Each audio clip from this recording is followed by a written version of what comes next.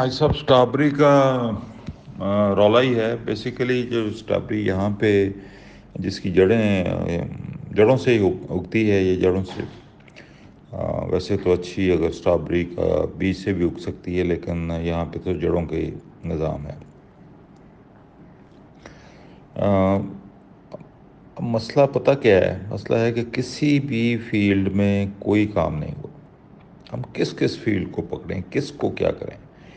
अब स्ट्रॉबेरी जो है मेरे ख्याल में 40-50 साल पहले कोई वहाँ से कैलिफोर्निया से जड़ें ले आया और वो ही आज तक चलती जा रही हैं। और वो स्ट्रॉबेरी जो है वो टेबल स्ट्रॉबेरी है ही नहीं है। वो जो जैम्स वगैरह और मार्मलेड्स और ये इस अचार बनाने के लिए अब वो खा रहे हैं। वो उसकी खट्टी है, तुरश है, जायका उसका ठीक नहीं है, उसका सारा कुछ है। अब जो लेटेस्ट स्ट्रॉबेरी है उसको हम स्ट्रॉबेरी नहीं कहते, उसको कहते हैं एवरबरी। एवरबरी ये होती है कि आप उससे 3 या 4 फ्लश ले सकते हैं एक साल के अंदर। यानी कि ये नहीं है कि ये 2 हफ्ते के लिए स्ट्रॉबेरी आई पर पूरे साल के अंदर 2-3 हफ्ते के लिए और फिर गायब।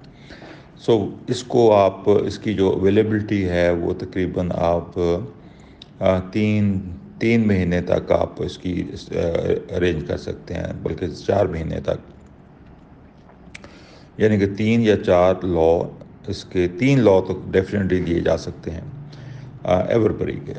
सो पहली बात तो यह है कि एवरबरी क्या वहाँ से मंगाना चाहिए। अगर नहीं वहाँ से आता तो यहाँ पे जो मेट्रो वगैरह से बाहर से इम्पोर्टेड स्ट्रॉबेरी आ रही है उस को ख़रीद के उससे बीज तैयार किया जा सकता है। पहली तो ये तो सीड का मसला है। और जो अभी इनको मिलेगी वो स्वाद वगैरह से इसकी जड़ें मिलती हैं। यहाँ पे भी जो नर्सरियों वाले हैं वो बेचते हैं इसको, इसकी जड़ें बेचते हैं और आधी सूखी होती हैं, कुछ होता है बहरहाल।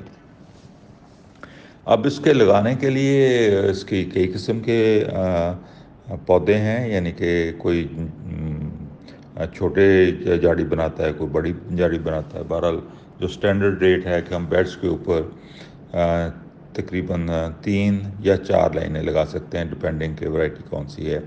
और लाइन के अंदर आप 9 इंच से लेके 1 फुट के ऊपर लगा सकते हैं। मल्च करना इसको इंतहाई ज़रूरी है। मल्च पे यानी कि पूरी पिकनिक की जो प्रेपरेशन है वो करने के बाद बेड्स बनाएं, बेड्स को पानी लगाएं, पानी लगा के ऊपर उसके मल्च अच्छी तरीके से बिछाएं। और बिछाने के बाद बत्तर जब सारे बेड के अंदर आराम से पौधा चला जाए तो उस वक़्त फिर इसको ट्रांसप्लांट करें या इसकी जड़ें लगाएं जिस फासले पे मैंने अर्ज़ किया है। इसको कोई किसी किस्म की खाद डालने की ज़रूरत नहीं है और किसी किस्म की कोई स्प्रे करने की ज़रूरत नहीं है।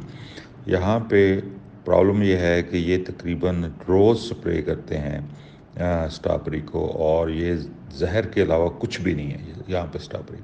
पिछले साल मेरे बहुत करीबी अजीज़ का पूरा टब्बर जो था वो हॉस्पिटल पहुँच गया स्ट्रॉबेरी खाने के बाद। सो रोज़ जो चीज़ स्प्रे होगी तो उसका क्या हश्र होगा। तो जब तक ये पिकनिक पे नहीं आती ना फार्मर को फ़ायदा हो सकता है और जो कंज्यूमर है वो तो ज़हर ही फिर खा रहा है। और कॉस्ट ऑफ प्रोडक्शन भी आपके सामने है, सारा कुछ है। तो इसको री इन्वेंट करने की ज़रूरत है। और ये मेरी एक्सप्लेनेशन है स्ट्रॉबेरी के बारे में। बहुत शुक्रिया।